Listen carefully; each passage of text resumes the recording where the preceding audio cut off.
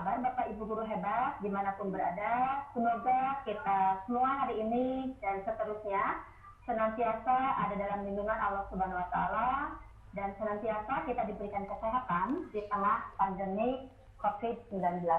Oke Bapak Ibu guru hebat, pada pertemuan kali ini akan dibahas materi tentang penerapan literasi dalam pembelajaran.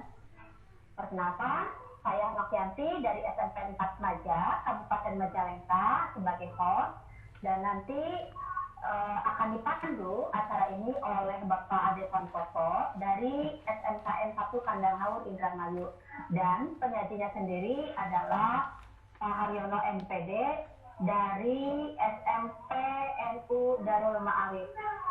Untuk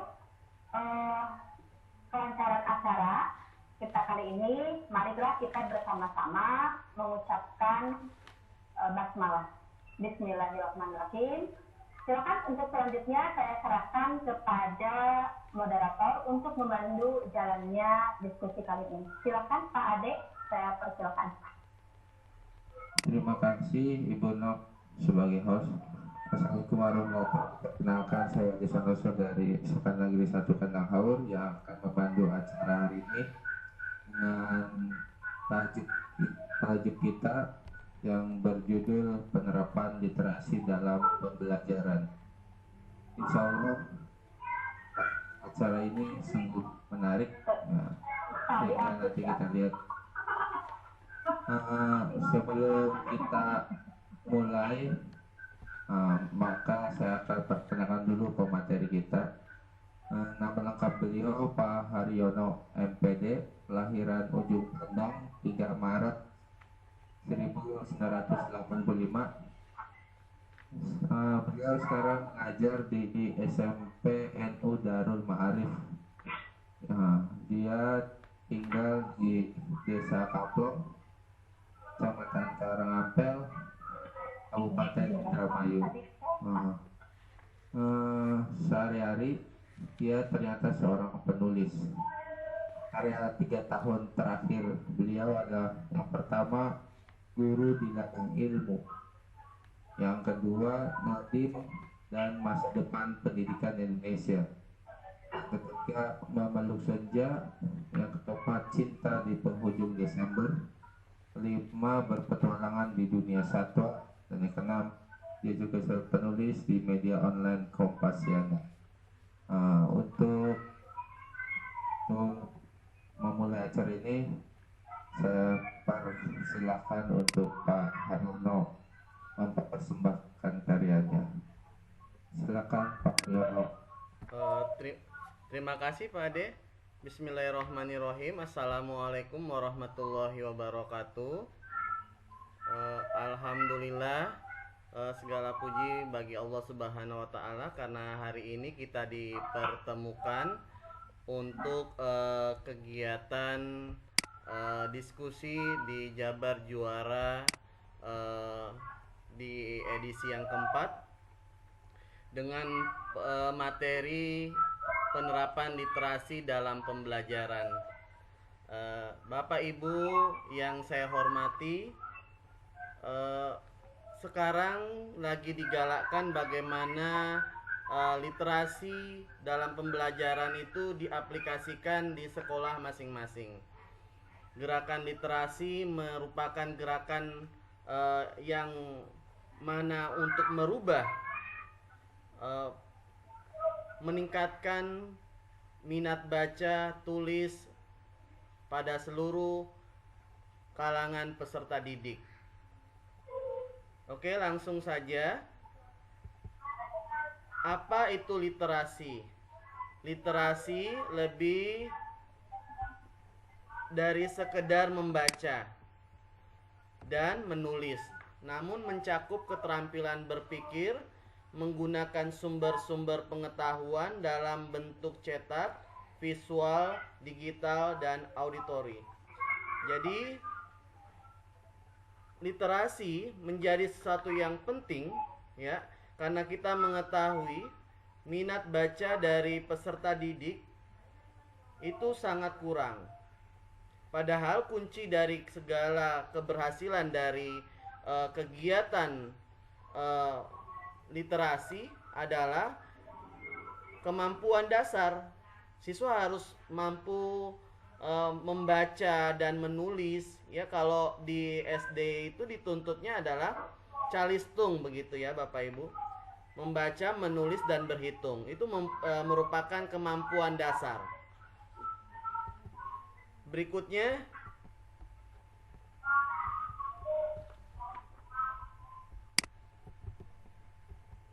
komponen literasi informasi. Komponen literasi informasi itu dibagi menjadi 5. Pertama adalah literasi dasar. Maksudnya apa literasi dasar?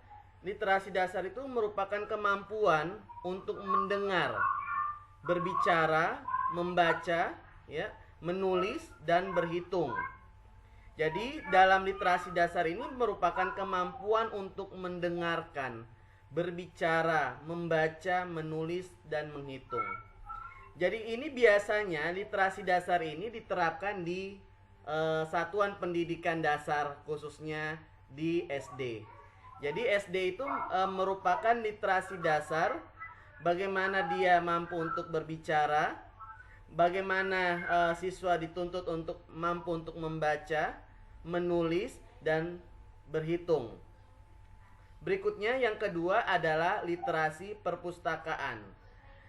Maksudnya apa literasi perpustakaan ini? Yaitu kemampuan lanjutan untuk bisa mengoptimalkan literasi perpustakaan yang ada. Maksudnya Bapak Ibu bagaimana? Maksudnya adalah pemahaman tentang keberadaan perpustakaan sebagai salah satu akses mendapatkan informasi.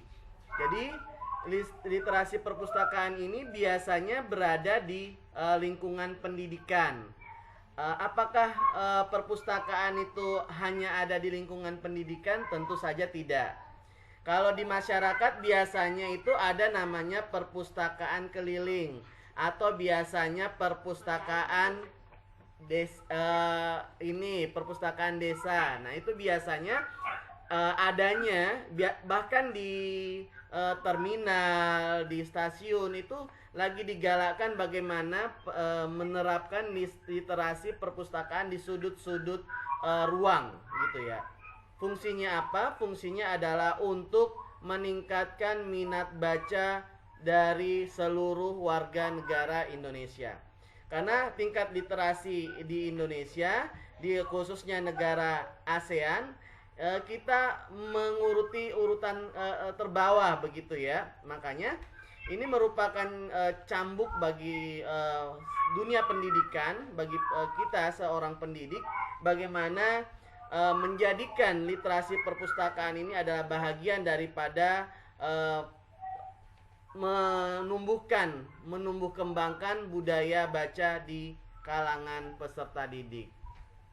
Yang ketiga adalah literasi media. Maksudnya apa literasi media ini? Literasi media ini adalah kemampuan untuk mengetahui berbagai bentuk media yang berbeda.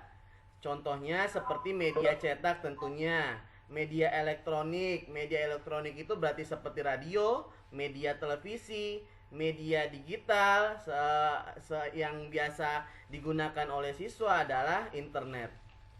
Ini kenapa harus ada namanya literasi media ini? Tujuannya adalah penggunaannya secara gamblang ini untuk kepentingan masyarakat sebagai hiburan semata. Nah, ini merupakan literasi media. Biasanya siswa lebih senang menggunakan literasi media karena itu dia lebih visual ya, gambarnya terlihat nyata seperti itu. Berikutnya yang keempat adalah literasi teknologi atau biasa kita sebut dengan teknologi literasi, yaitu kemampuan memahami kelengkapan yang mengikuti teknologi seperti peranti keras, hardware, seperti peranti lunak, software, serta etika dan etiket dalam memanfaatkan teknologi. Ini biasanya literasi teknologi ini itu pengaplikasiannya ke mata pelajaran sains dan teknologi. Contohnya kalau misalkan di tingkat pendidikan SMP atau SMA, biasanya teknologi literasi ini penerapannya di pembelajaran IPA. Kalau di SMK itu biasanya di mata pelajaran produktif. Ya, ini biasanya dituntutnya literasi teknologi. Nah, ini yang kelima adalah literasi visual. Visual literasi. Ini adalah pemahaman tingkat lanjut antara literasi media dan literasi teknologi yang mengembangkan yang mana Bapak Ibu kemampuan dan kebutuhan belajar dengan memanfaatkan materi visual dan audio visual secara kritis dan bermartabat. Berikutnya, tujuan umum gerakan literasi di sekolah.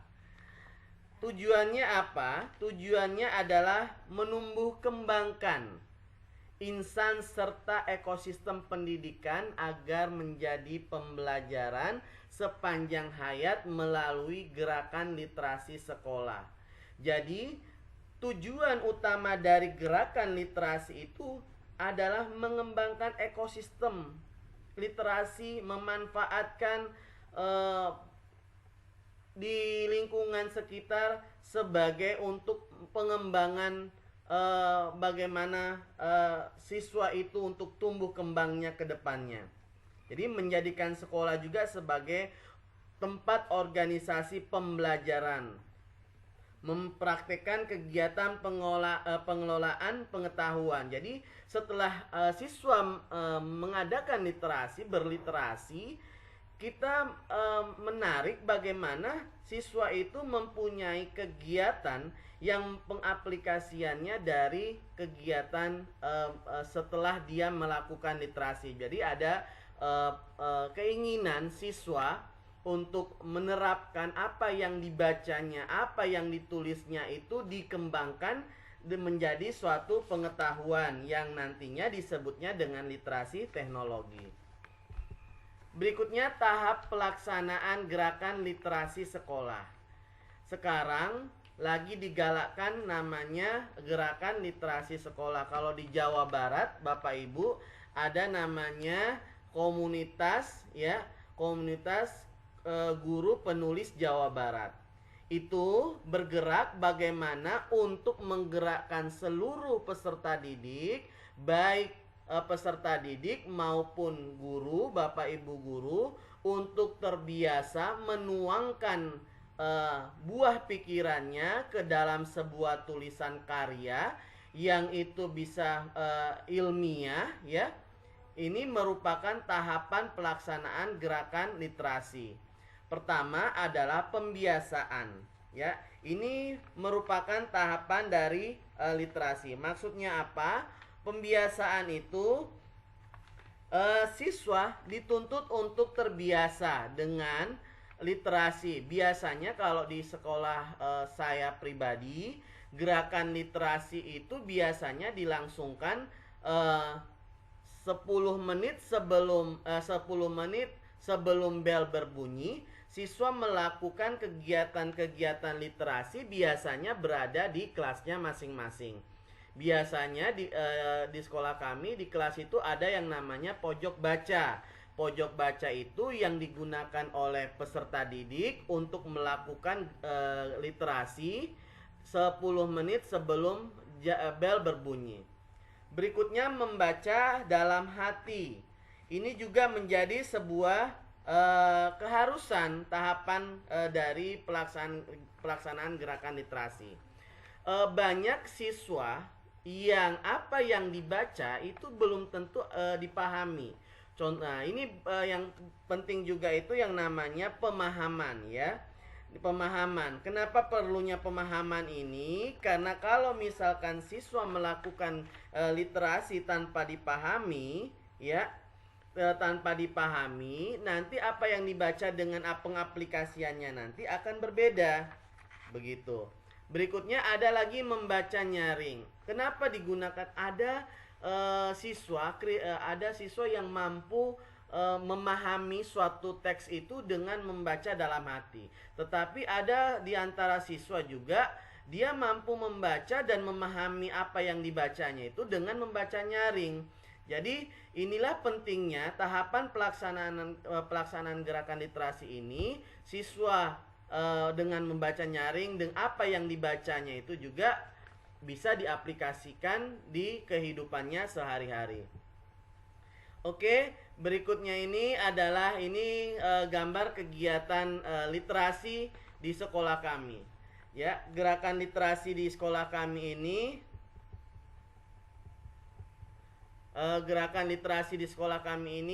ini gerakannya ini kalau setiap hari Sabtu siswa dikumpulkan, ya.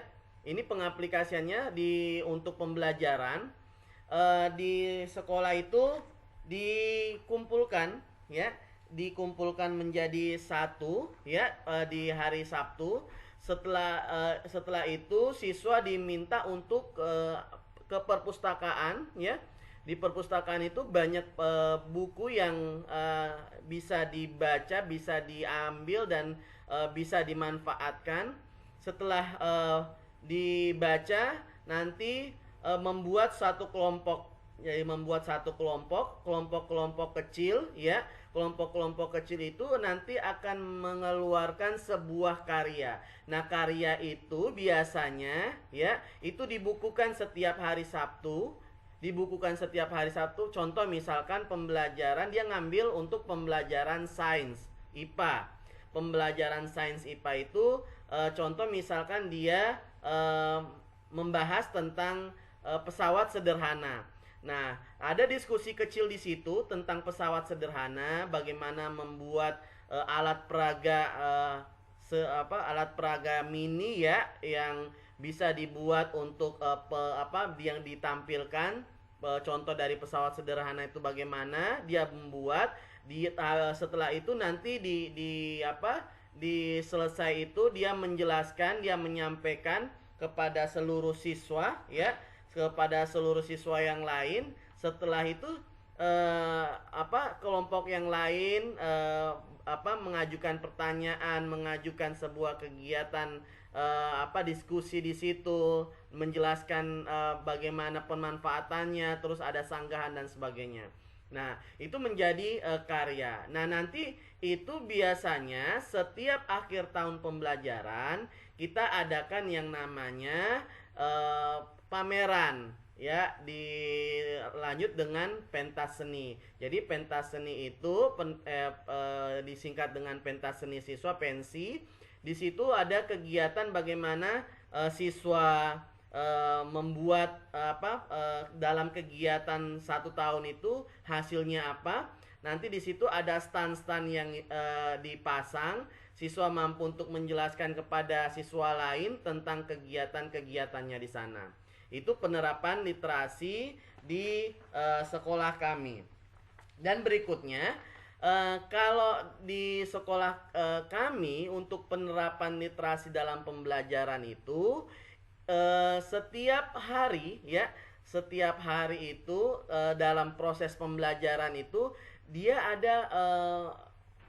ada yang perlu dikembangkan. Maksudnya sebuah produk, ya, sebuah produk. Contoh misalkan di siswa di hari Sabtu itu apa yang dipelajari di hari Senin sampai hari Jumat, ya, hari Senin sampai hari Jumat itu pengeksekusian untuk produk barangnya itu, produk barang dari pembelajaran pada hari Senin sampai Jumat itu dikembangkan, dieksplor itu di hari Sabtu. Jadi di hari Sabtu itu siswa mengeksplor apa yang dibaca, apa yang didapatkan di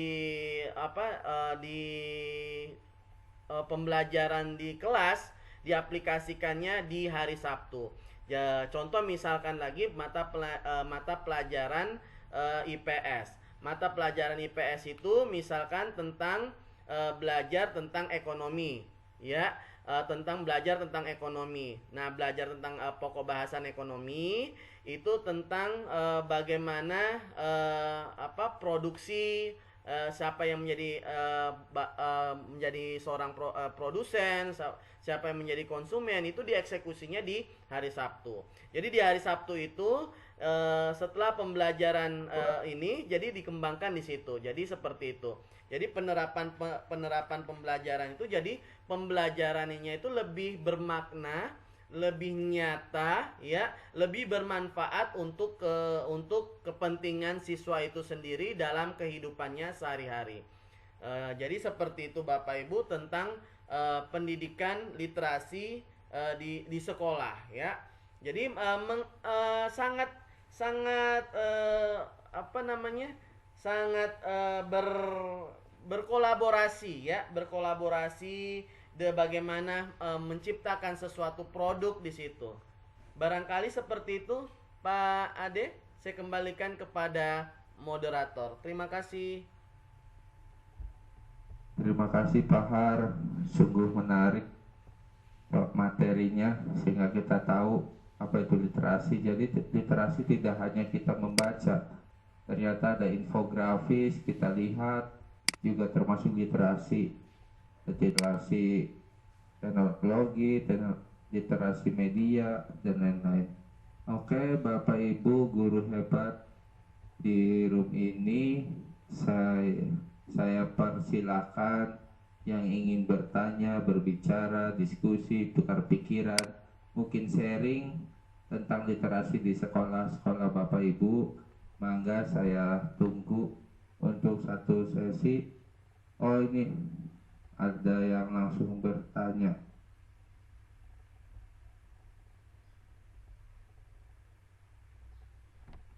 Dari Bapak Ade Sunardi nih, Pak Har. Iya Pak Ade. Pak, mohon share langkah Bapak untuk menerapkan gerakan literasi sekolah untuk pendidik, sebab yang dirasakan di sekolah kami belum maksimal. Jadi Bapak Ade minta sharing Bapak untuk GLS di sekolah Bapak itu seperti apa, katanya Pak. Oke, ya. Iya, sebentar. Sebentar saya ini ya, sebentar tunggu. Gerakan sambil saya mencari filenya, saya akan jelaskan di sini untuk gerakan, ya, literasi yang dikembangkan di sekolah itu.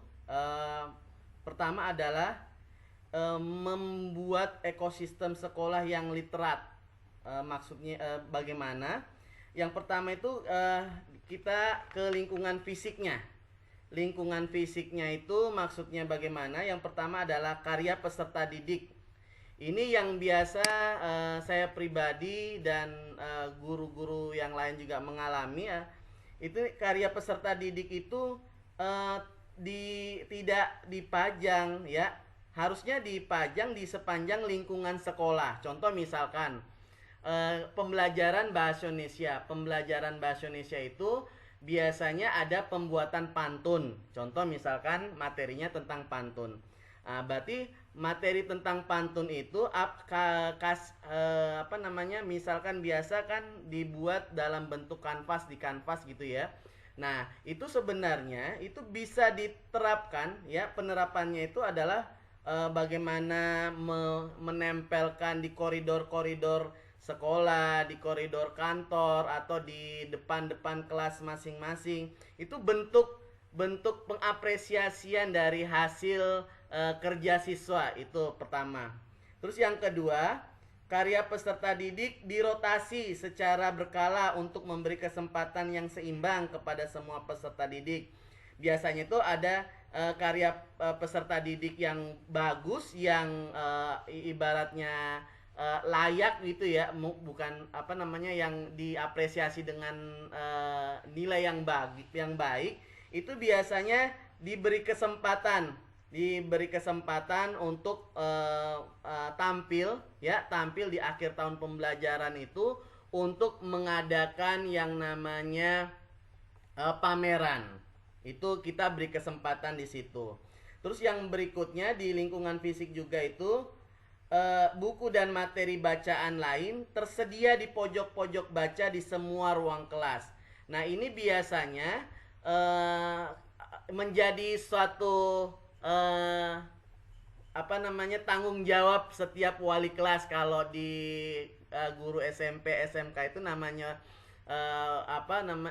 wali kelas itu kan tidak setiap hari untuk hadir di kelasnya ya, berbeda dengan kalau di SD itu ada guru kelas juga itu termasuk guru mapel ya, jadi bisa mengontrol. Nah ini di nanti kita bisa wali kelas itu bisa bekerja sama dengan siswa untuk menjaga pojok-pojok baca yang telah dibuat seperti itu.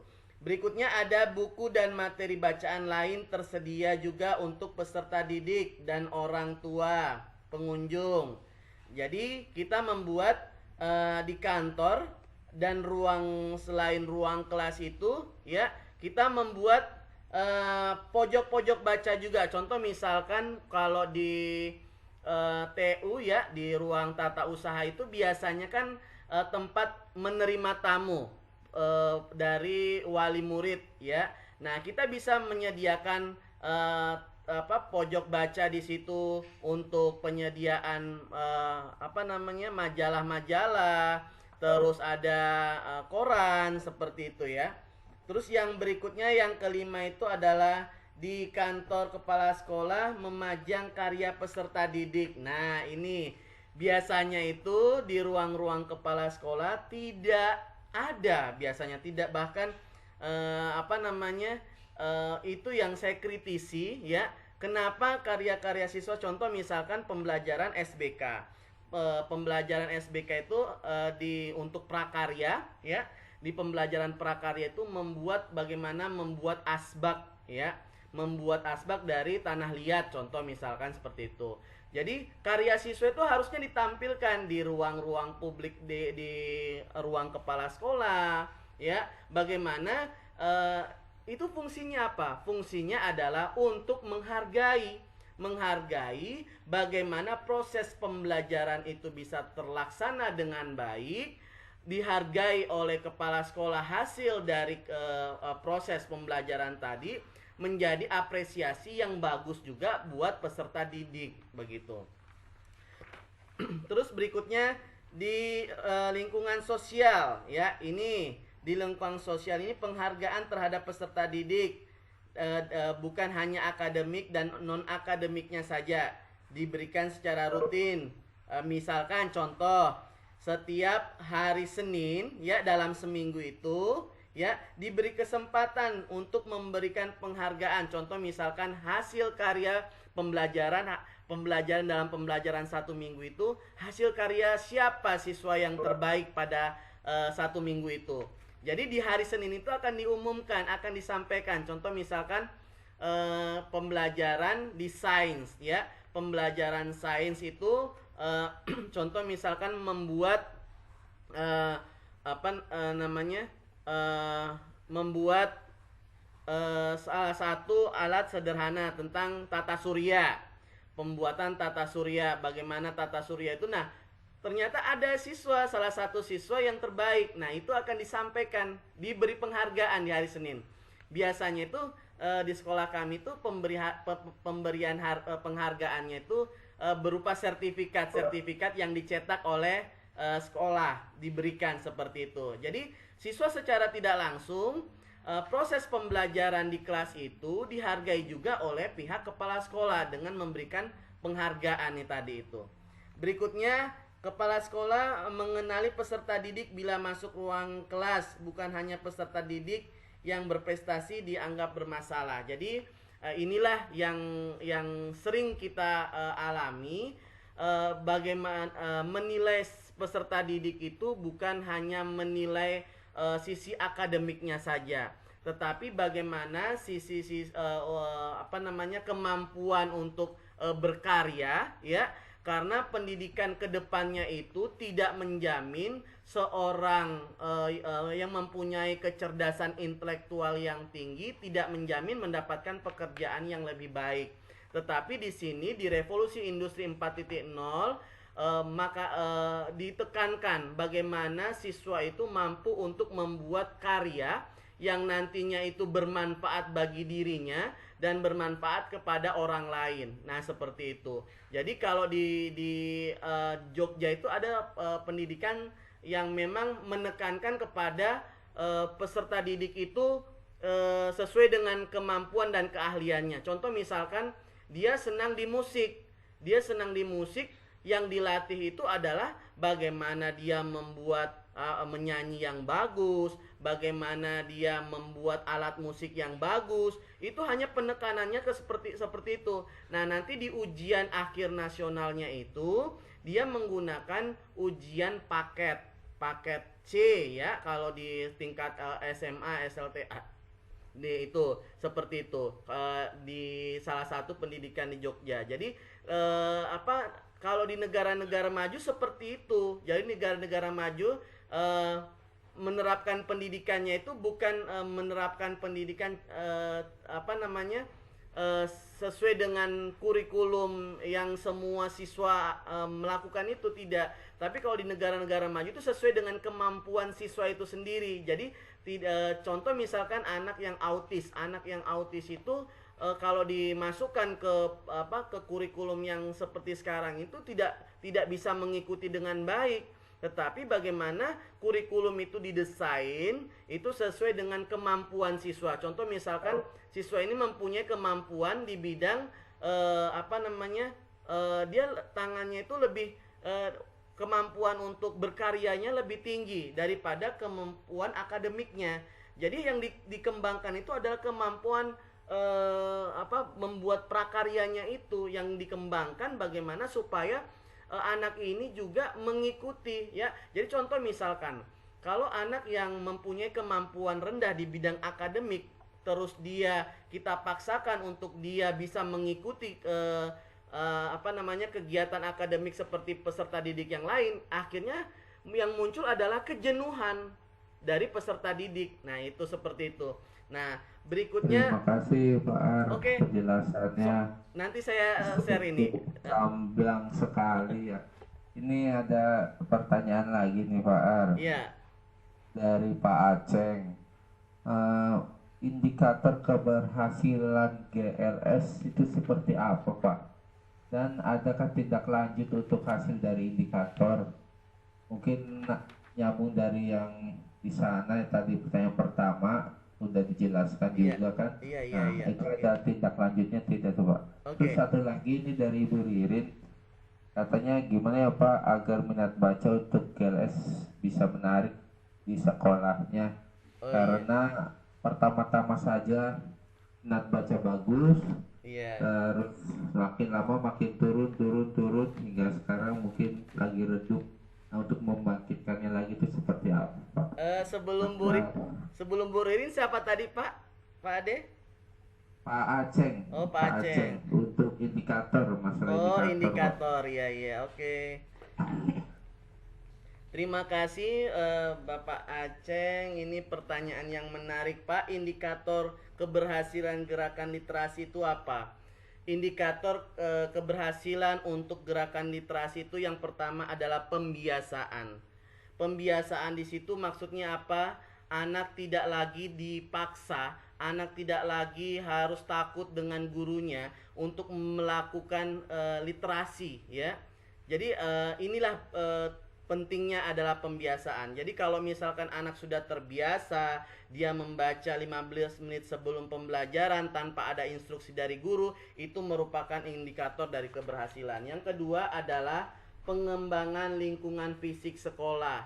Maksudnya apa? Pengembangan fisik lingkungan sekolah di sini adalah pengembangan perpustakaan sekolah, sudut buku kelas, area baca, pengembangan sarana yang mendukung penumbuhan minat baca literasi, pengembangan koleksi teks cetak ya, pengembangan bahan karya. Kalau itu terpenuhi berarti indikator dari gerakan literasi di sekolah itu berhasil. Nah, itu ada dua indikator keberhasilan dari gerakan literasi tadi. Terus dari Ibu Ririn, bagaimana untuk menumbuh kembangkan minat baca peserta didik? Kalau pertama awal-awal ya betul Bu Ririn, saya juga mengalami. Terima kasih Bu Ririn. Saya juga pernah mengalami. Pertama awal-awal siswa itu sangat senang dengan minat baca, tapi kok kemarin apa 2 bulan ke depan itu kok minat baca siswa itu semakin rendah. Nah, ini yang perlu ada evaluasi. Biasanya minat baca itu timbul ya bagus apabila satu koleksi bacaan di perpustakaannya itu menarik. Biasanya untuk siswa tingkat SD, contoh misalkan tingkat SD kalau misalkan bacaannya lebih banyak tulisan daripada gambarnya, siswa lebih senang, siswa lebih jenuh untuk membaca dengan tulisan. Jadi kita harus melihat posisi dari tingkatan pembacanya. Kalau tingkat pembacanya di SD, berarti yang kita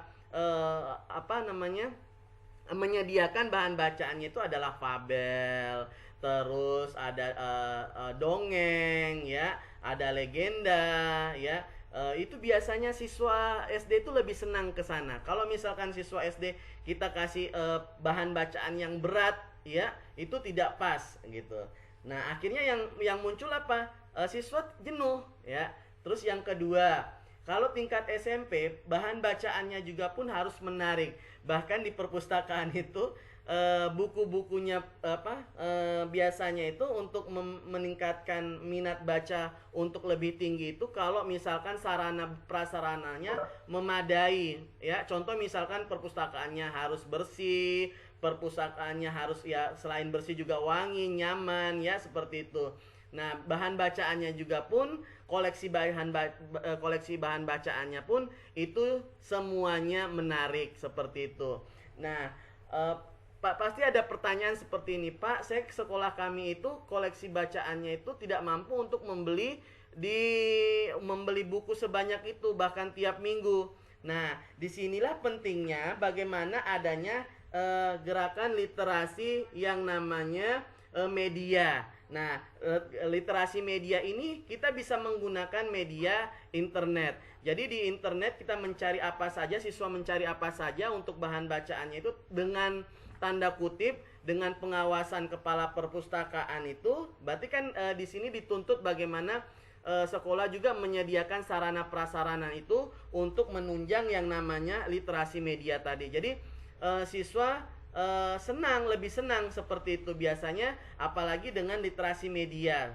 Kalau saya lihat itu di Penabur, ya, di Penabur itu perpustakaannya bersih, perpustakaannya koleksi bacaannya juga, padahal koleksi bacaannya juga tidak terlalu banyak, tetapi yang dikembangkan di sana itu adalah pengembangannya bagaimana literasi media itu dikembangkan di sana gitu. Jadi di pojok-pojok perpustakaan mereka itu tersedia yang namanya bahan untuk mencari di internet seperti itu. Makanya tidak salah kalau Penabur itu setiap tahun itu mengikuti kegiatan-kegiatan sains itu luar biasa, membawa hasil yang luar biasa karena memang pondasi awal dari literasinya itu terbangun seperti itu.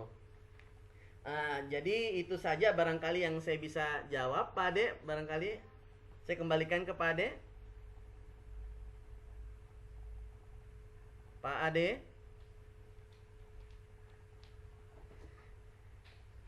Halo, Pak Ade. Jadi halo, iya. Jelas. Iya. Ya, terima kasih Pak Har atas jawabannya. Mungkin dari teman-teman yang lain ada yang ingin sharing tentang bagaimana kegiatan GRS di sekolahnya sebagai kita itu, atau ada yang ingin bertanya lagi, mangga ditunggu.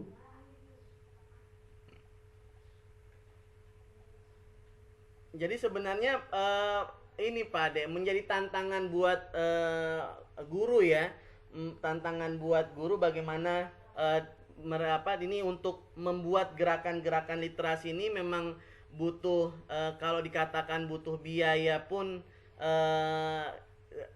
kemarin itu waktu saya mengikuti di GES, ya, di Jakarta itu ternyata lagi dikembangkan, Pak, lagi dikembangkan bagaimana dikembangkan buku-buku elektronik ya. Sekarang itu lebih banyak buku-buku elektronik itu dikembangkan untuk menunjang proses belajar mengajar siswa. Dan bisa jadi untuk abad 21 ke depannya nanti buku-buku yang dicetak oleh pemerintah itu bentuknya nanti elektronik, Pak. Bahkan di Malaysia ya, di Malaysia itu, di Singapura itu sudah siswa itu sudah menggunakan tablet ya, menggunakan tablet. Di tablet itu buku-buku elektronik sudah tersedia. Jadi buku-buku elektronik itulah yang memudahkan siswa. Jadi sebenarnya di satu sisi buku elektronik itu mudah dibawa kemana saja, tidak terlalu banyak tempat, memakan tempat yang ini ya, tidak terlalu berat juga seperti itu. Nah ini bisa dikembangkan. Bahkan saya dengar katanya ada wacana dari Kemendikbud ya, itu rencananya akan mengadakan bagaimana siswa difasilitasi, sekolah difasilitasi untuk alat elektronik, tablet tadi itu untuk proses belajar mengajar. Nah inilah bagaimana negara-negara maju bisa berkembang seperti itu ya. Kalau di kampus-kampus juga lagi dikembangkan dengan buku elektronik ya. Kalau di sekarang juga itu, bahkan kalau di dunia pendidikan kampus mencari jurnal itu tidak perlu jurnal dalam bentuk bukunya, tetapi dengan jurnal elektronik seperti itu, Pak Ade.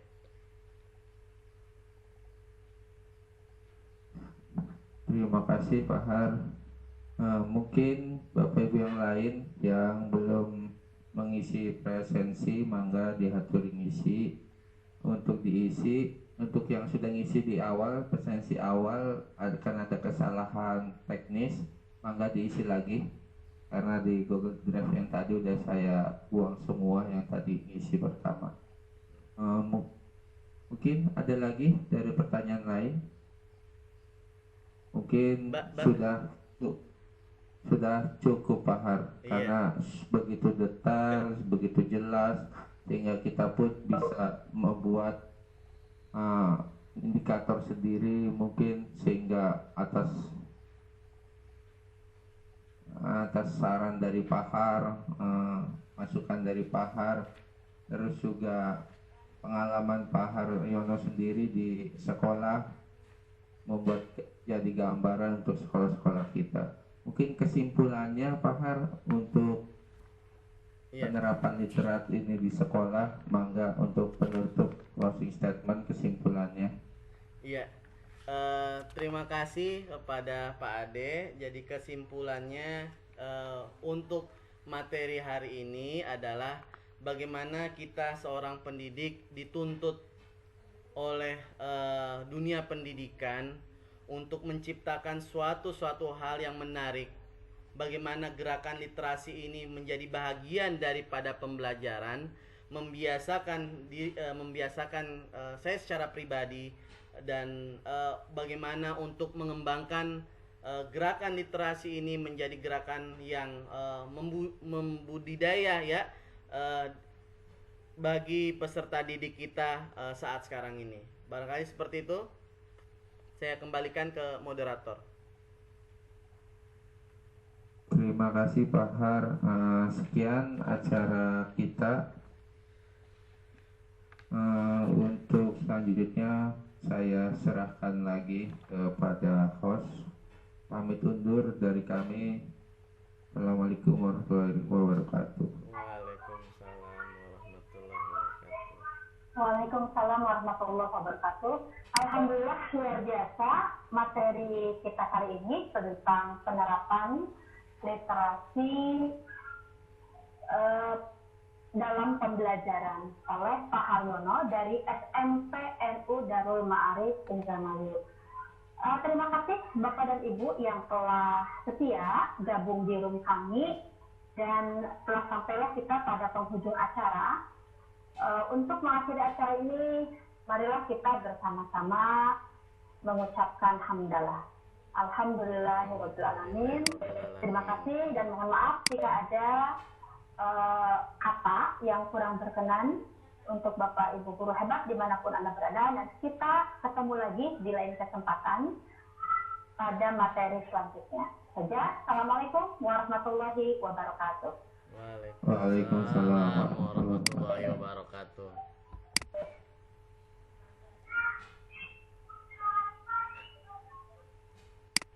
Ibu Ririn, gimana Ibu Ririn?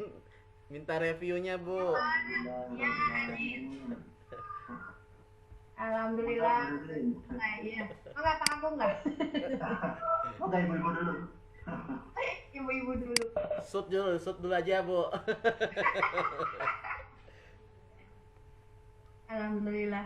Makasih sebelumnya udah memberikan materi yang sangat bagus sekali gitu. Jadi selamat datang kepada Ibu Dia sama Ibu Fenty, Bapak Muhammad Aki. Terima kasih sudah berkenan menghadiri Pikon di grup 4 ini. Nah, dari saya udah cukup Pak, udah bagus semuanya. Terima kasih, itu aja. Pak Agung, mangga tambahannya. Saya suruh nambahin terus dari kemarin.